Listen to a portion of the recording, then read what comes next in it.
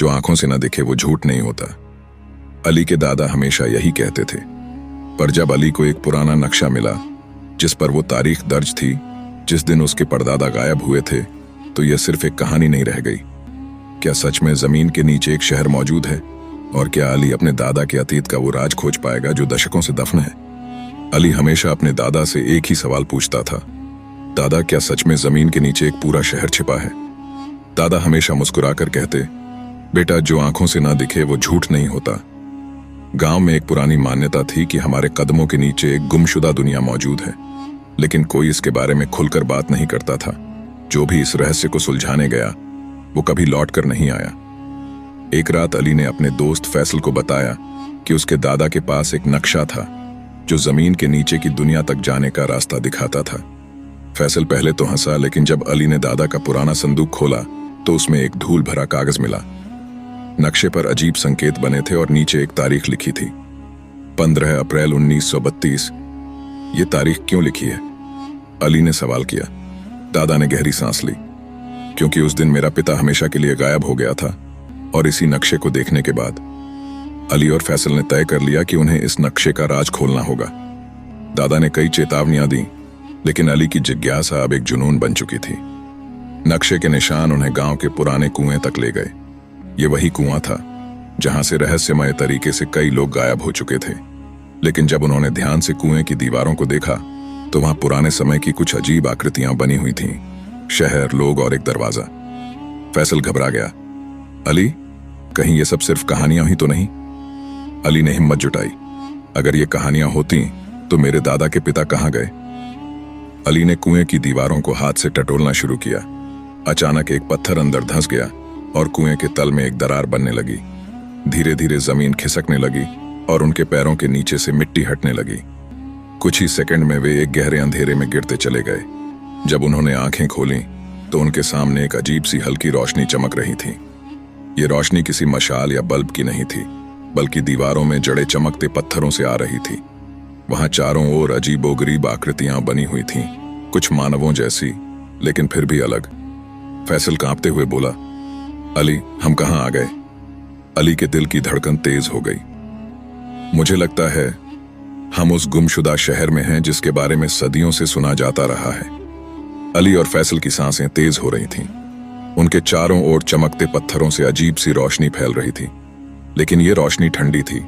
न जाने क्यों इसमें एक सिहरन थी। दीवारों पर उकेरी गई आकृतियां अब और भी साफ दिख रही थीं। ये इंसानों जैसे थे, लेकिन उनकी आंखें बड़ी थीं और हाथ लंबे। अचानक फैसल ने कुछ महसूस किया, कोई उन्हें देख रहा था। अली, वहां? फैसल ने कांपते हुए इशारा किया। एक परछाई धीमे धीमे उनके पास आ रही थी। उसकी चाल धीमी थी, लेकिन उसकी मौजूदगी से हवा ठंडी हो रही थी। अली ने हिम्मत करके आगे बढ़कर पूछा, कौन हो तुम? परछाई रुकी और फिर एक धीमी भारी आवाज गूंजी, तुम यहां क्यों आए हो? अली और फैसल के रोंगटे खड़े हो गए। उन्होंने ध्यान से देखा। ये कोई आत्मा नहीं थी, बल्कि एक इंसान जैसा जीव था जो समय के भार से झुका हुआ लग रहा था। उसकी आंखों में अजीब सी चमक थी, जैसे सदियों से किसी रहस्य को छुपा रहा हो। तुम कौन हो? अली ने फिर से पूछा।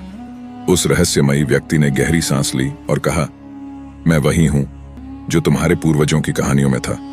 तुम मतलब ये शहर जिसे दुनिया भूल चुकी है।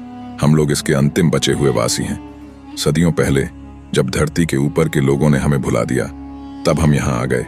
हमें समय ने निगल लिया, लेकिन हमारा अस्तित्व मिटा नहीं। फैसल घबरा गया। तो क्या हम भी अब यहां फंस गए? रहस्यमयी व्यक्ति ने गंभीरता से कहा, तुम्हारे पास समय कम है। अगर तुमने सही रास्ता नहीं चुना तो तुम्हारा भाग्य भी हमारे जैसा ही होगा। अली और फैसल की धड़कनें तेज हो गईं। रहस्यमयी व्यक्ति की आंखों में एक अजीब सी चमक थी। उसने धीरे से कहा, तुम्हारे पास सिर्फ एक मौका है। अगर तुमने गलत कदम उठाया तो इस शहर का हिस्सा बन जाओगे, हमेशा के लिए। फैसल ने डरते हुए पूछा, क्या मतलब? वह आदमी आगे बढ़ा और जमीन पर उकेरे गए पुराने चिन्हों की ओर इशारा किया। वहां एक गोल आकृति बनी थी जिसके चारों ओर अलग अलग दिशाओं में तीर बने थे। वह बोला, यह समय का पहिया है। अगर इसे सही दिशा में घुमाओगे तो बाहर निकलने का रास्ता खुलेगा, लेकिन अगर गलत दिशा में घुमा दिया तो तुम फंस जाओगे, जैसे हम फंस गए। अली और फैसल ने एक दूसरे की ओर देखा। उनके सामने पूरी जिंदगी पड़ी थी, लेकिन अगर गलती कर दी तो वे भी इस गुमशुदा शहर का हिस्सा बन जाएंगे। अली ने धीरे से जमीन पर बने चिन्हों को देखा और सोचा, अगर यह समय का पहिया है तो क्या इसे आगे घुमाना सही होगा या पीछे? फैसल घबरा गया। अगर गलत दिशा चुन ली तो? अली ने गहरी सांस ली। हम समय में पीछे नहीं जा सकते, हमें आगे बढ़ना होगा। उसने कांपते हाथों से पहिए को धीरे धीरे घुमाया।